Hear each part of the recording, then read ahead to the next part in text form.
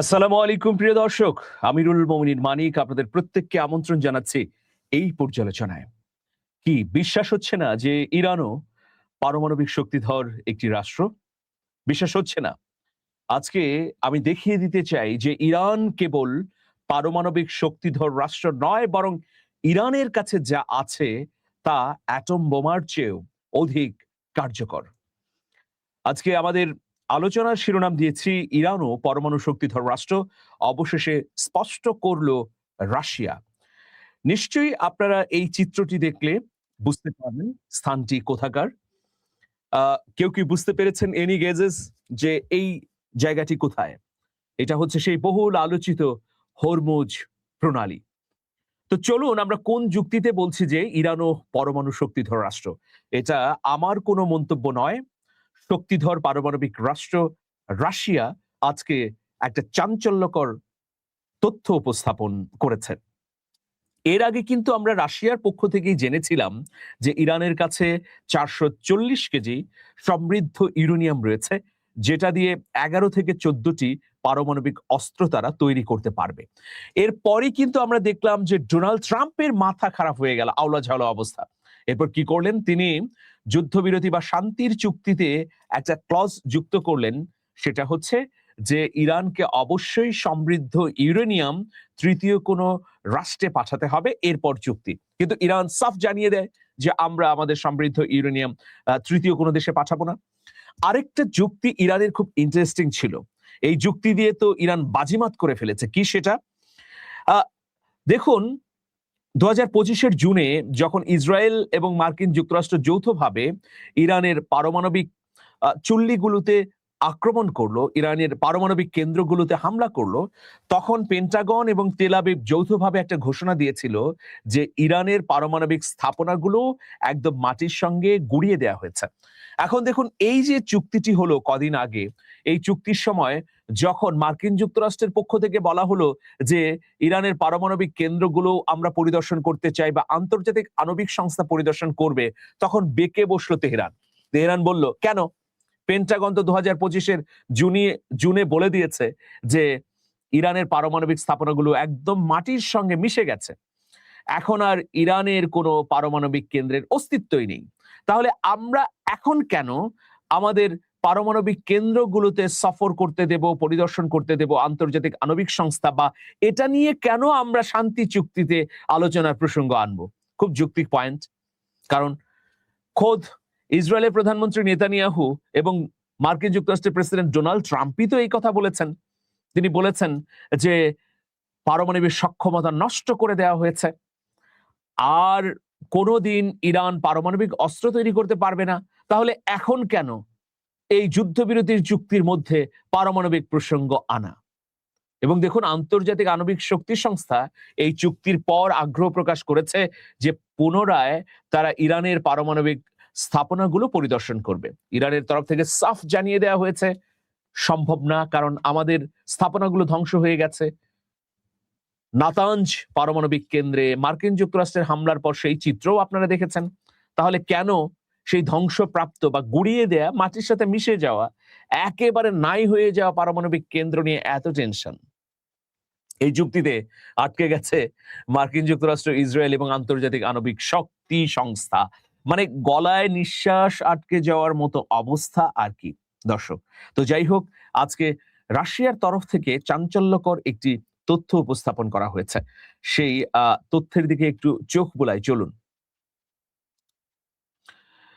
দেখুন, হরমুজ প্রণালীর উপর ইরানের নিয়ন্ত্রণ দেশটির জন্য পারমাণবিক অস্ত্রের মতোই একটি শক্তিশালী কৌশলগত হাতিয়ার বলে মন্তব্য করেছেন রাশিয়ার নিরাপত্তা পরিষদের ডেপুটি চেয়ারম্যান দিমিত্রি মেদভেদেভ।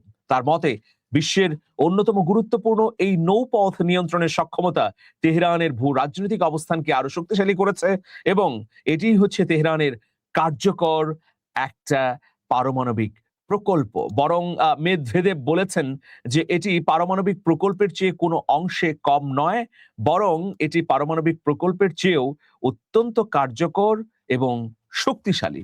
তো মেদভেদেভ আর কি বললেন, চলুন দেখি।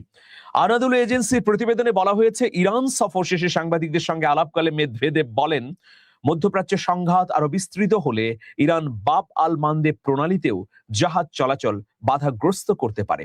এমন পরিস্থিতি তৈরি হলে বৈশ্বিক জ্বালানি সরবরাহ ও আন্তর্জাতিক বাণিজ্যে বড় ধরনের প্রভাব পড়তে পারে। রাশিয়ার সাবেক প্রেসিডেন্ট বলেন, তিনি আশা করেন পরিস্থিতি সেই পর্যায়ে পৌঁছাবে না, তবে যারা মধ্যপ্রাচ্যে যুদ্ধ উত্তেজনা বাড়াতে চাইছে তাদের এই সম্ভাব্য পরিণতি মাথায় রাখা উচিত বলেও তার মন্তব্য। মেদভেদেব সাম্প্রতিক সময়ে ইরানের উপর যুক্তরাষ্ট্রের হামলার সমালোচনা করেন। তার দাবি, যখন দুই দেশের মধ্যে আলোচনা চলছিল তখন ইরান যুক্তরাষ্ট্রের জন্য কোনো তাৎক্ষণিক হুমকি ছিল না, তাই ওই হামলা আন্তর্জাতিক আইন ও কূটনৈতিক প্রচেষ্টার পরিপন্থী। তিনি আরো বলেছেন, ইরানের পারমাণবিক কর্মসূচি নিয়ে উত্তেজনা কমাতে রাশিয়া আগে থেকেই শান্তিপূর্ণ সমাধান প্রস্তাব করেছিল। তার মতে, সংঘাতের পরিবর্তে আলোচনা ও সমঝোতার পথই দীর্ঘমেয়াদী শান্তির পথ উন্মুক্ত করতে পারে। তবে মার্কিন নিষেধাজ্ঞা প্রত্যাহার এবং ইরানের পুনর্গঠনে অর্থায়নের মতো বিষয়ে সমঝোতায় পৌঁছানো সহজ হবে না বলেও মন্তব্য করেছেন তিনি। মেদভেদেব আরো বলেছেন যে পশ্চিমা নিষেধাজ্ঞার মুখে থাকা দেশগুলোর মধ্যে সহযোগিতা বাড়াতে একটি যৌথ প্ল্যাটফর্ম গঠনের বিষয়ে ইরানের প্রেসিডেন্ট মাসুদ পেজেশকিয়ানের সঙ্গে তার আলোচনা হয়েছে। তার ভাষ্য, রাশিয়া শুরু থেকেই এসব নিষেধাজ্ঞাকে অবৈধ মনে করে এবং এ বিষয়ে সমন্বিত উদ্যোগের প্রয়োজনীয়তা অনুভব করে।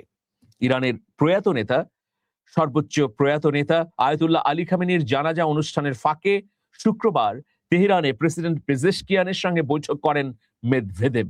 রুশ প্রেসিডেন্ট ভ্লাদিমির পুতিনের বিশেষ দূত হিসেবে তিনি মস্কোর পক্ষ থেকে শোক জানাতে ইরান সফর করেছেন।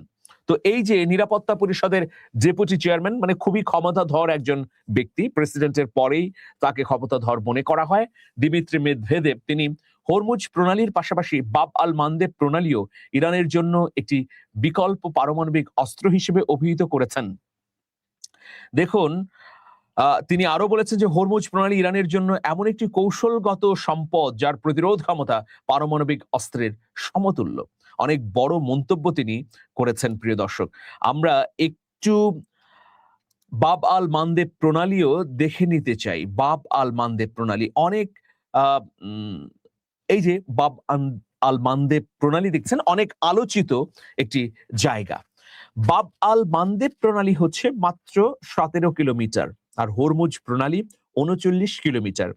বাব আল মানদেব প্রণালী লোহিত সাগরের দিকে পড়েছে, ভূমধ্য সাগর বা ইরানের কাছাকাছি হরমুজ প্রণালী। এখন দেখুন, হরমুজ প্রণালী পূর্ণ নিয়ন্ত্রণ করছে ইরান। গত 40 দিনের যুদ্ধ, এরপরে 1 মাস ব্যাপী যে শান্তি সমঝোতার খেলা অবস্থান আমরা দেখলাম, সবকিছুর মধ্যেই মূল নিয়ামক বা মূল নিয়ন্ত্রক হচ্ছে হরমুজ প্রণালী। আল্লাহ এক হরমুজ প্রণালী ইরানের করায়ত্তে দিয়ে এমন সামরিক সক্ষমতায় পৌঁছে দিয়েছে যে বিস্ময় তৈরি করেছে সারা বিশ্বে। হরমুজ প্রণালী নিয়ে এত আলোচনা পর্যালোচনা কিন্তু আগে ছিল না কখনোই। যদি এই যুদ্ধটি না বাধাতো মার্কিন যুক্তরাষ্ট্র, তাহলে হরমুজ প্রণালীর যে এত সামরিক সক্ষমতা, এত প্রভাব, পারমাণবিক অস্ত্রের চেয়েও এটা যে অনেক কার্যকর একটি অস্ত্র, সেটা আমরা বুঝতে পারতাম না। দেখুন, একটা পারমাণবিক বোমা মারলে একটা জনপদ হয়তো ধ্বংস হয়ে যাবে, কিন্তু একটা হরমুজ প্রণালী যার আছে তার জন্য এটি দীর্ঘমেয়াদী প্রতিরক্ষা, সামরিক সক্ষমতা এবং সারা পৃথিবীকে দুর্দান্ত প্রতিরক্ষার মেসেজ প্রদান করবে। এই যে এখন বলা হচ্ছে বাব আল মানদেব প্রণালী, যে প্রণালীটি আপনারা দেখছেন, যে বাব আল মানদেব প্রণালী আপনারা দেখতে পাচ্ছেন, এই প্রণালীর উপর পুরো নিয়ন্ত্রণ রয়েছে হুথি বাহিনীর। হুথি বাহিনী যদি চায় তাহলে যে কোনো সময় এই প্রণালীকে বন্ধ করে দিতে পারে। এই যে প্রণালীটি দেখছেন, এই প্রণালী বন্ধ করে দিলে সমগ্র পৃথিবীর জ্বালানি এবং তেল সম্পদের ক্ষেত্রে প্রায় 40% সরবরাহ বন্ধ হয়ে যাবে, অচল অবস্থা তৈরি হবে। মেদভেদেব সেটা উপলব্ধি করেই বলেছেন যে ইয়েমেন, জিবুতি ও ইরিত্রিয়ার মধ্যবর্তী বাব আল মানদেব প্রণালীও ইরানের হাতে একটি গুরুত্বপূর্ণ হাতিয়ার। এটি এডেন উপসাগরকে লোহিত সাগর ও সুয়েজ খালের সঙ্গে যুক্ত করেছে। তাহলে দেখুন, এই দুটো প্রণালী হচ্ছে দুটো অ্যাটম বোমা ইরানের কাছে। সুতরাং Russia, America, Israel, Pakistan, Bharat, এই রাষ্ট্রগুলোর কাছে পারমাণবিক অস্ত্র থাকলেও ইরানের কাছে যা আছে তা পারমাণবিক অস্ত্রের চেয়েও অনেক বড় কিছু।